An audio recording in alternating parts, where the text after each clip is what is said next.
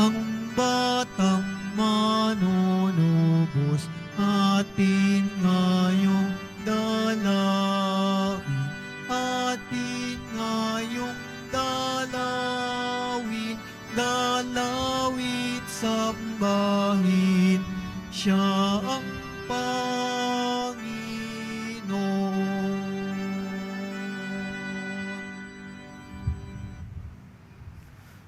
Sa ngalan ng Ama at ng Anak at ng Espiritu Santo, Amen. sumainyo ang Panginoon. At sumaiyo rin. Mga kapatid, aminin po natin ang ating mga kasalanan upang marapat tayong gumanap sa banal na pagdiriwang.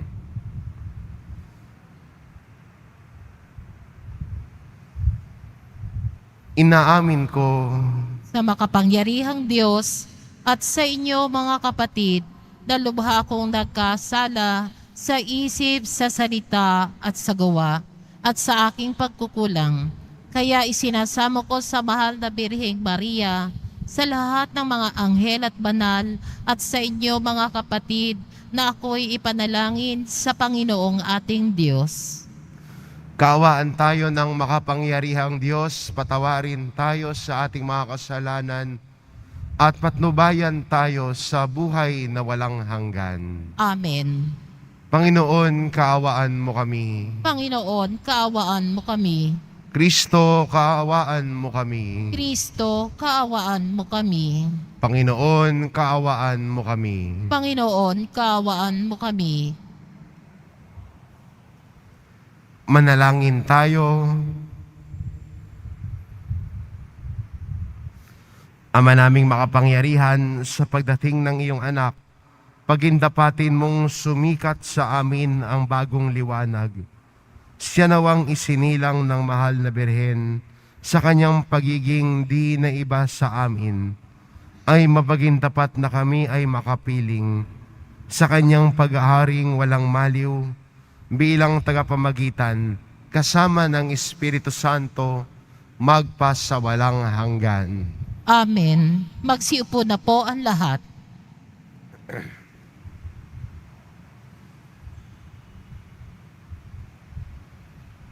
Pagbasa mula sa unang sulat ni Apostol San Juan.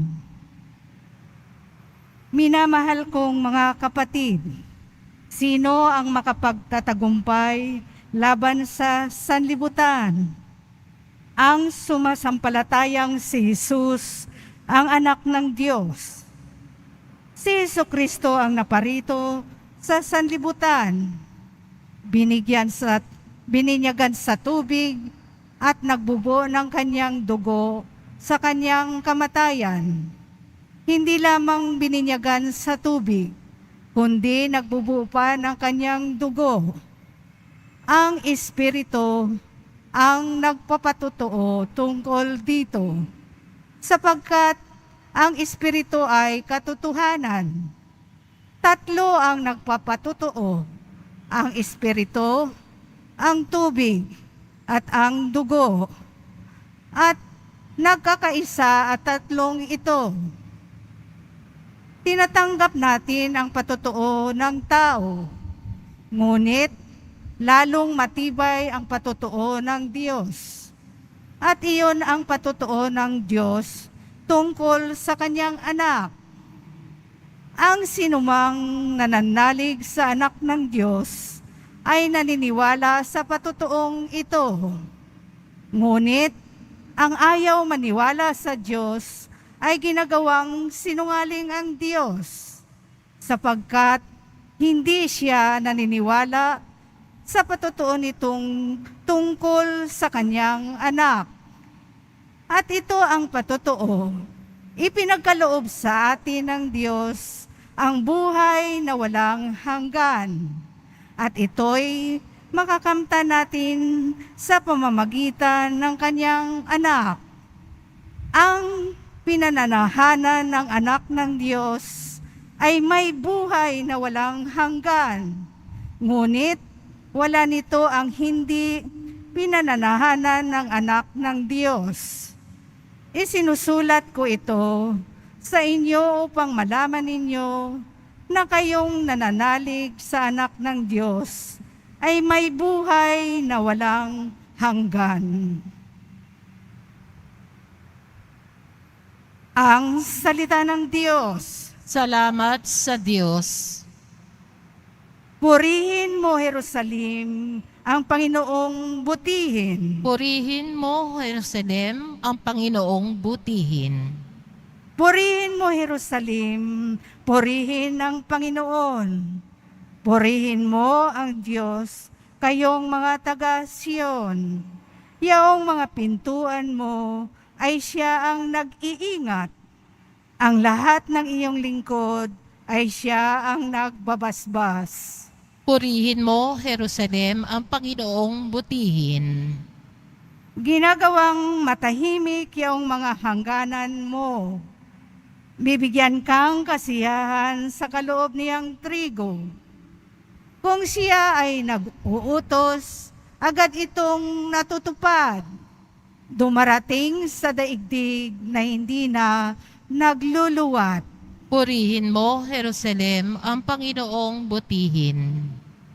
Kay Jacob niya ibinigay ang balita at pabilin.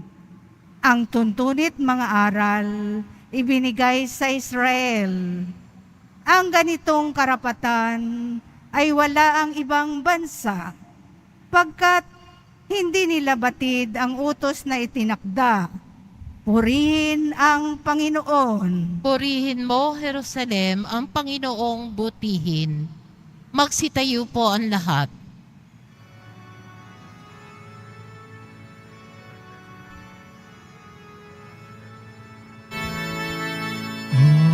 Hallelujah, Hallelujah,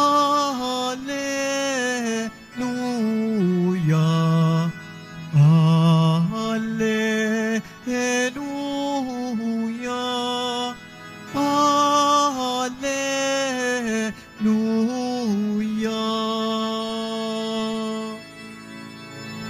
Nagsalita ang Diyos Ama, ang anak kong sinisinta ay narito, dinggin niyo siya. Hallelujah, Hallelujah, Hallelujah, Hallelujah.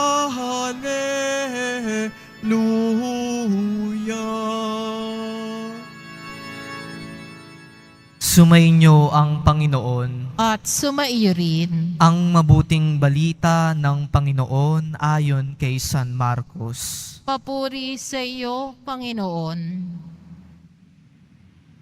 Noong panahong iyon, sinabi ni Juan Bautista sa kanyang pangangaral, "Darating na kasunod ko ang isang makapangyarihan kaysa sa akin, ni hindi ako karapat-dapat magkalag ng tali ng kanyang mga panyapak.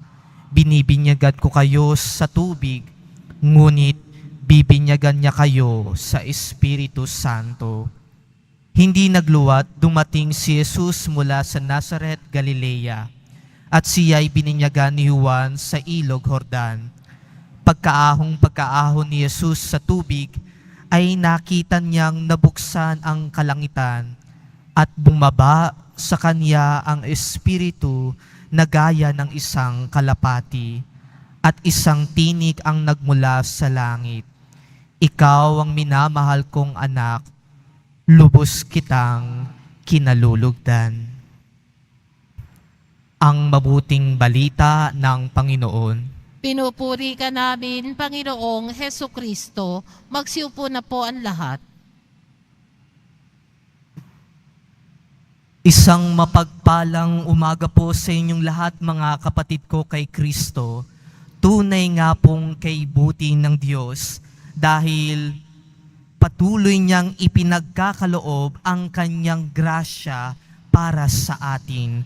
At isa sa patunay na dumadaloy ang grasya ng Diyos ay sa pamamagitan ng mga sakramento.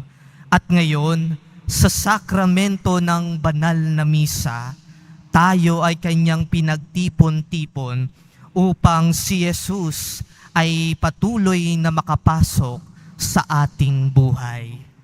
At tayo ay patuloy na nagdedebosyon kay Maria, ang ina ng Diyos, na siyang naglalapit sa atin sa kanyang anak na si Jesus. At tayo ay nagbubunyi at nagagalak dahil papalapit na ang araw ng kapistahan ng mahal na poong Jesus Nazareno. At sa buhay natin, marami tayong ipinagdiriwang. Nagse-celebrate tayo tuwing birthday natin, wedding anniversary ninyo, o mansari ninyo, even death anniversary, bilang alaala sa ating mga mahal sa buhay na yumao na. At sa bawat okasyong iyon, naniniwala ako na alam ninyo ang bawat date ng mga iyon. Sige nga po, tatanungin ko kayo, kailan ang birthday ninyo?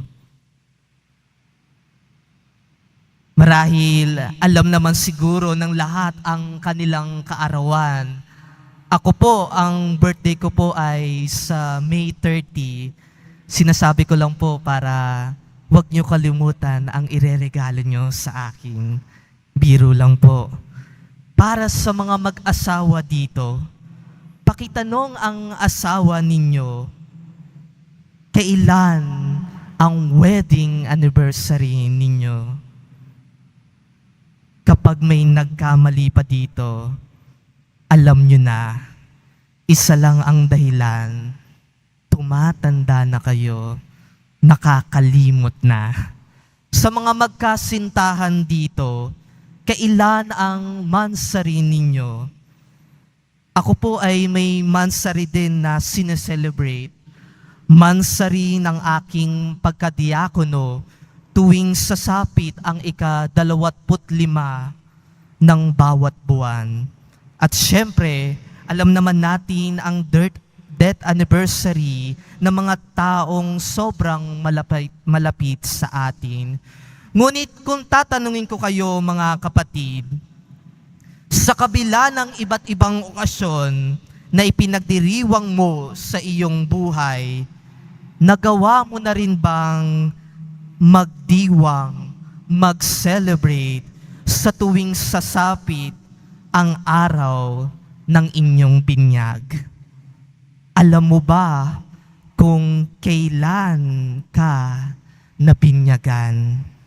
Ilan sa ating dito ang nakakaalam pa kung kailan kayo nabinyagan? Mga kapatid, bilang mga Katoliko Kristiyano, bilang mga mananampalataya, bilang mga sumusunod kay Jesus, napakalaga para sa atin ang sakramento ng binyag. Ito ang nagmimistulang pintuan para sa atin upang matanggapan natin ang iba pang mga sakramento na mayroon tayo sa ating simbahan. Ngunit itong sakramento ng binyag ay nagiging mahalaga, banal at biyaya dahil mismo si Jesus ay tumanggap nito. Hindi niya kailangan dahil siya ay hindi naman makasalanan. Bagkus, nagpabinyag siya kay Juan Bautista upang makiisa sa atin na mga makasalanan na nag-umpisa simula ng araw ng kanyang binyag hanggang siya ay dalhin sa krus. Kaya naman sa kaganapang ito, dito nahayag at naganap ang kalooban ng Diyos at tinanggap ni Jesus mula sa kanyang Ama ang misyong ipangaral ang mabuting balita. dito rin bumaba ang Espiritu Santo at ipinahayag ng Diyos na si Jesus ang kanyang bugtong na anak, na kung saan nahayag din ang pagiging Mesiyas ni Jesus na siyang magliligtas sa atin mula sa ating mga kasalanan. Sa sakramento ng binyag, mga kapatid, tinatanggap natin ang grasya na kaloob ng pag-aalay ni Jesus ng kanyang buhay. Kaya naman noon tayo ay nabinyagan, nalinis tayo sa ating mga kasalanan. Sa salang orihinal na minanapan natin sa ating mga unang magulang. Ngunit ang kalinisang ito ay hindi panghabang buhay. Dahil sa tuwing tayo ay nakakalimot, sa tuwing tayo ay nagkakasala, ay unti-unti ulit tayo nadudumihan. Kaya naman, kinakailangan na pangalagaan natin ang ating kalinisan sa pamamagitan ng pangungumpisal at sa paggawa ng mabuti. At sa sakramento ding ito, tayo ay nagiging kabilang sa pamilya ng Diyos. Tayo ay mga anak ng Diyos. Kaya naman tayo ay nagagawa nating tumawag o tawaging Ama ang Diyos natin sa langit. At dahil dito, marapat dapat lang na ang Diyos Ama natin sa langit ang siyang ating susundin sa ating buhay. Dito rin po sa sakramento ng binyag, mga kapatid, tayo ay nagiging miyembro ng simbahang Katolika. Madalas kasi sa atin, kapag sinabi natin na simbahan, ang una nating naiisip ay yung structure. Ngunit para sa ating mga Katoliko, ang simbahan ay walang iba kundi ikaw. Ang simbahan ay siya, tayong lahat ang simbahan. Tayo ang katawan ng simbahan at si Jesus ang ating ulo. At dahil dito, tayo ay nakikibahagi sa misyon ni Jesus bilang hari, pari at propeta. At sama-sama nating gagampanan ang misyong ipinagkaloob ni Jesus sa ating lahat. Mga kapatid, sa pagdinilay natin ngayon sa ating mga pagbasa, tinadala tayo nito sa pagninilay din natin sa halaga ng binyag sa ating buhay.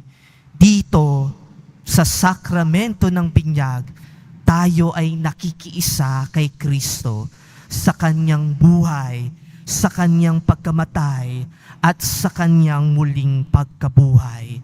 At sa pamamagitan ng banal na Espiritu, tayo ay pinatatatag na mamuhay bilang mga anak ng Diyos.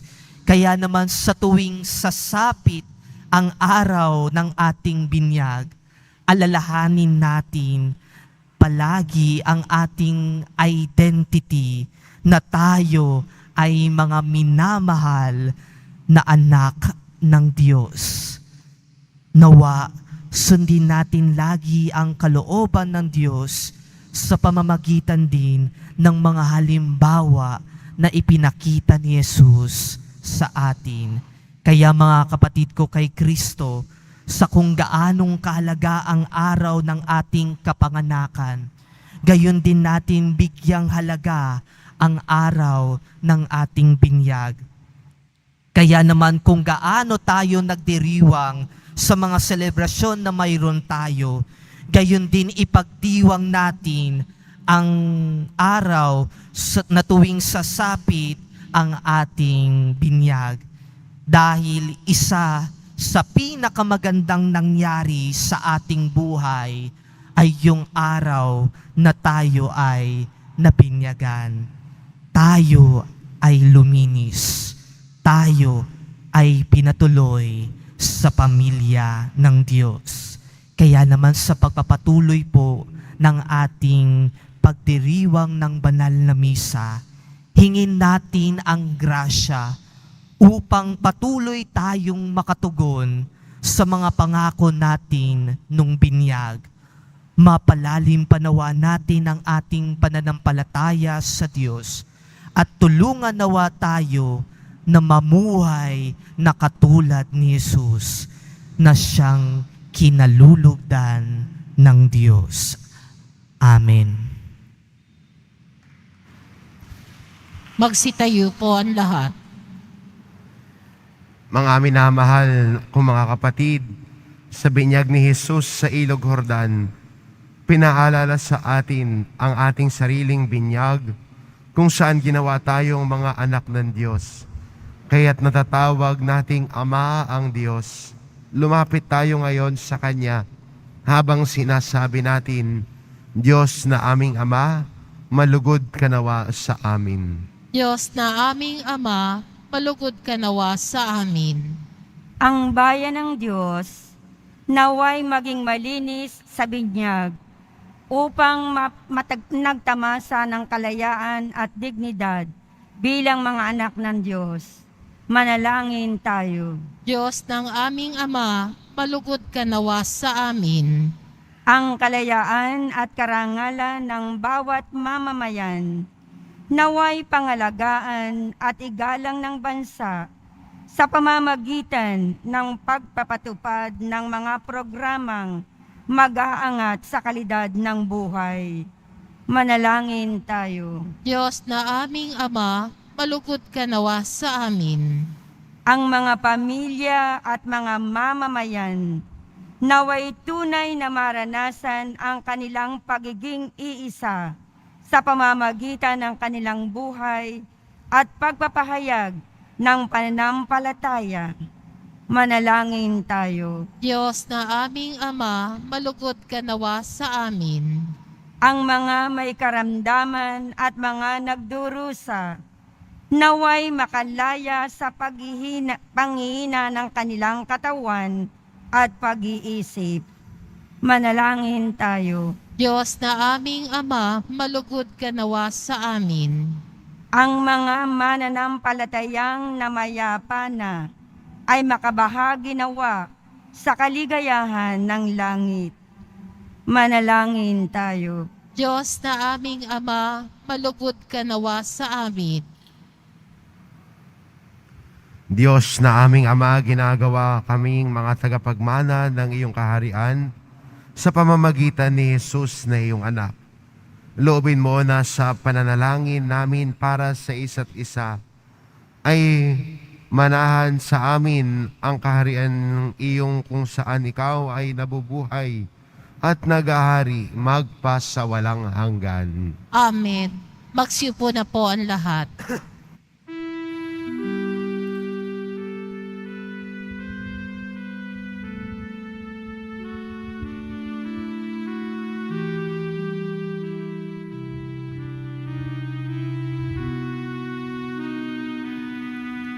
Sasabsaban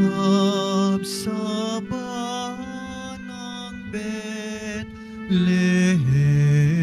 sinilang ang Mesiyas. Umawit ang mga anghel, luwalhati sa Diyos.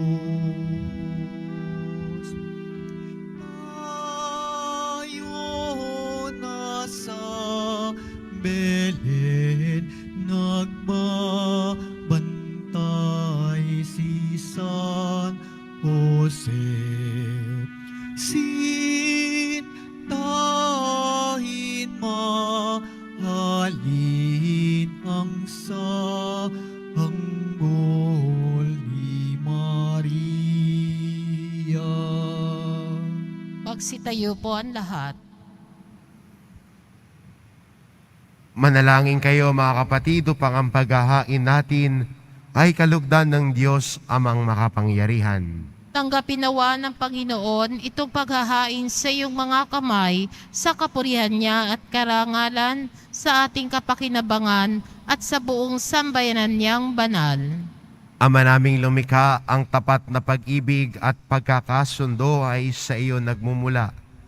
Ipagkaloob mong aming mayahinan ang mga alay na ang iyong kadakilaan at aming mapagsaluhan sa banal na pakikinabang ang aming ipinagdiriwang sa pamamagitan ni Hesukristo kasama ng Espiritu Santo magpasawalang hanggan. Amen. Sumainyo ang Panginoon. At sumaiyo rin. Itaas sa Diyos ang inyong puso at diwa. Itinaas na namin sa Panginoon. Pasalamatan natin ang Panginoong ating Diyos. Marapat na siya ay pasalamatan. Ama naming makapangyarihan, tunay ngang marapat na ikaw ay aming pasalamatan sa pamamagitan ni Jesucristo na aming Panginoon. Ang anak mong di naiiba sa amin ay siyang pumawi sa dilim. Kaya ngayoy ikaw ang aming nababanaagan. Ang anak mong di naiiba sa iyo ay siyang iisang salita mo. Sa katauhan niya ang iyong sarili aming nakikita. Sa pamamagitan niya ang iyong pag-ibig ay kahali-halina, kahit na ikaw ay lingid sa aming mata.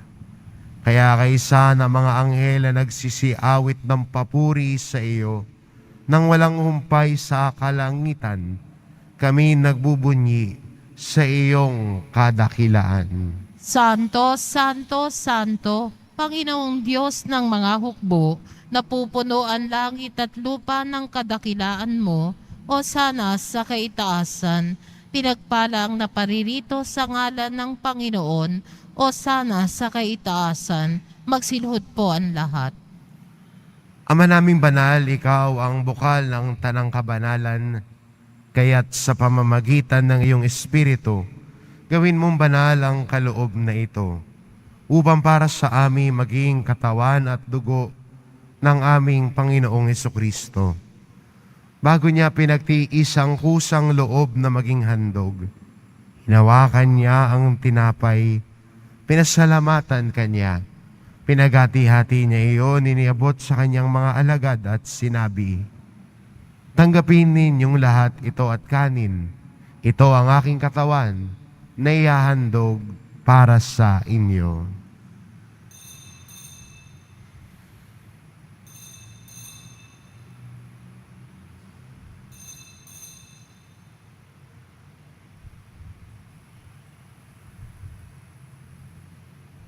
Gayun din naman, matapos ang hapunan, hinawakan niya ang kalis. Muli kanyang pinasalamatan. Iniabot niya ang kalis sa kanyang mga alagad at sinabi, "Tanggapin ninyong lahat ito at inumin. Ito ang kalis ng aking dugo, ng bago at walang hanggang tipan. Ang aking dugo na ibubuhos para sa inyo at para sa lahat, sa ikapagpapatawad ng mga kasalanan. Gawin ninyo ito sa pag-alala sa akin."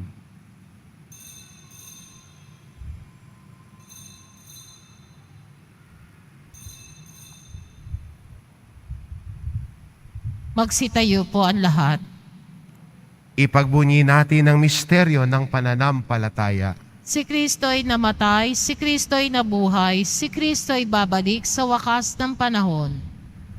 Ama, ginagawa namin ngayon ang pag-alala sa pagkamatay at muling pagkabuhay ng iyong anak. Kaya tinaalay namin sa iyo ang tinapay na nagbibigay buhay at ang kalis na nagkakaloob ng kaligtasan. Kami nagpapasalamat dahil kami iyong minarapat na tumayo sa harap mo para maglingkod sa iyo.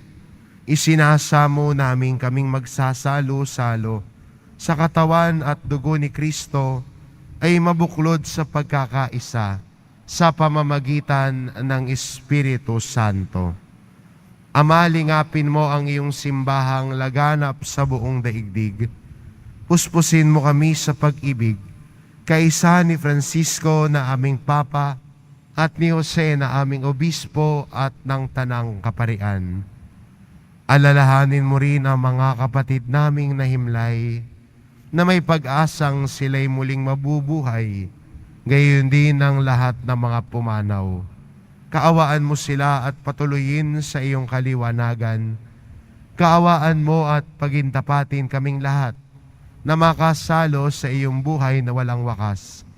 Kaisa ng mahal na Birheng Maria na Ina ng Diyos, ng kabiyak ng puso niyang si San Jose, kaisa ng mga apostol at ng lahat ng mga banal na namuhay dito sa daigdig ng kalugod-lugod sa iyo, maipagdiwang nawa namin ang pagpupuri sa ikararangal mo sa pamamagitan ng iyong anak na aming Panginoong Hesukristo.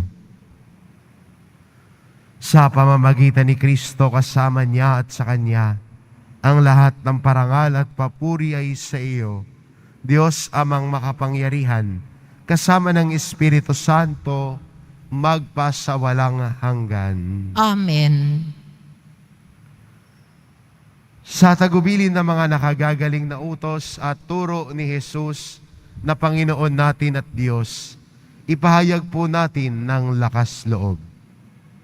Ama namin, sumasalangit ka, sambahin ang ngalan mo, mapasa amin ang kaharian mo, sundin ang loob mo dito sa lupa para nan sa langit. Bigyan mo kami ngayon ng aming kakanin sa araw-araw at patawarin mo kami sa aming mga sada para ng pagpapatawad namin sa nagkakasala sa amin at huwag mo kaming ipahintulot sa tukso at iadya mo kami sa lahat ng masama.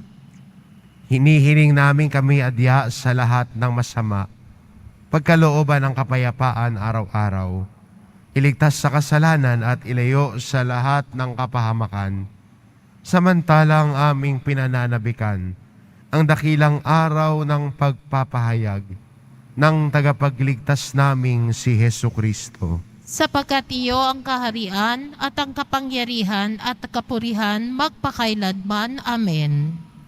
Panginoong Hesukristo, sinabi mo sa iyong mga apostol, kapayapaan ang iniiwan ko sa inyo, ang aking kapayapaan ang ibinibigay ko sa inyo.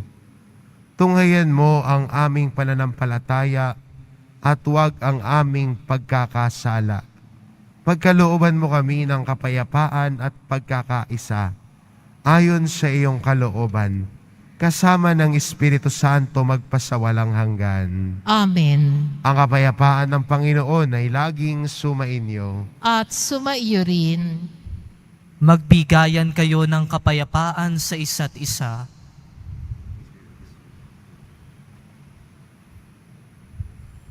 Kordero ng Diyos na nag-aalis ng mga kasalanan ng sanlibutan, maawa ka sa amin.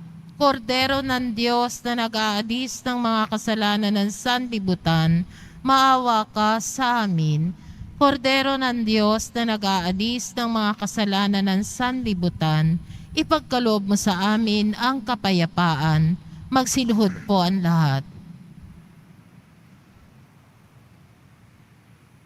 Ito ang kordero ng Diyos, ito nag-aalis ng kasalanan ng sanlibutan. Mapalad ang mga inaanyayahan sa kanyang piging. Panginoon, hindi ako karapat-dapat na magpatuloy sa iyo, ngunit sa isang salita mo lamang ay gagaling na ako.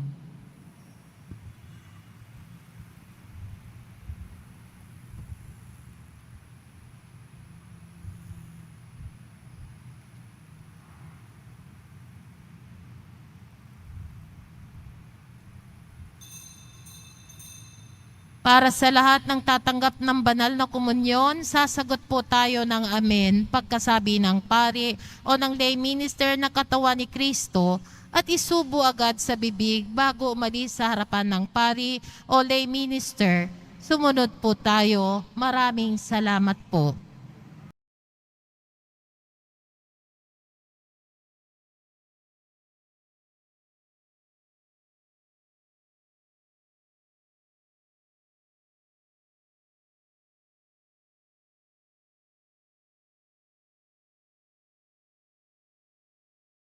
Magsitayo po ang lahat.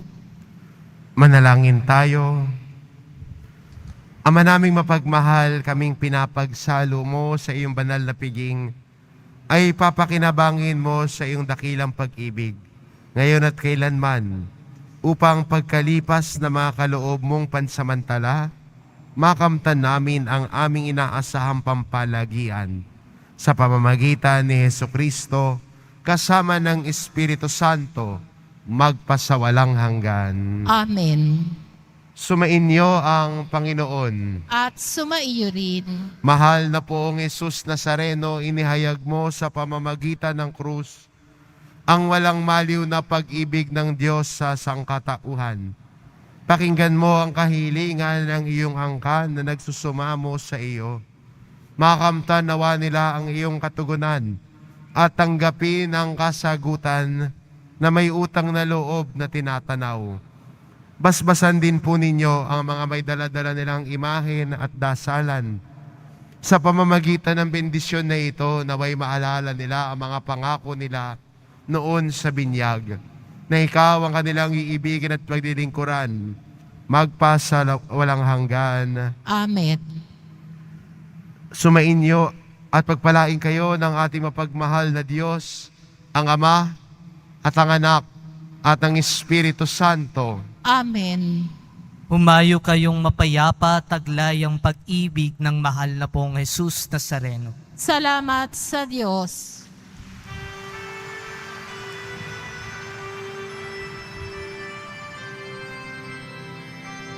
Nuestro Padre Jesus Nazareno, sinasamba ka namin, pinipinto ka namin, aral mo ang aming buhay at kaligtasan. Nuestro Padre Jesus Nazareno, iligtas mo kami sa kasalanan. Ang krus mong kinamatayan ay sagisag ng aming kaligtasan. Nuestro Padre Jesus Nazareno, dinarangal ka namin. Nuestro Padre Jesus Nazareno, nilulwalhati ka namin. Nuestro Padre Jesus Nazareno, dinarangal ka namin. Nuestro Padre Jesus Nazareno, nilulwalhati ka namin.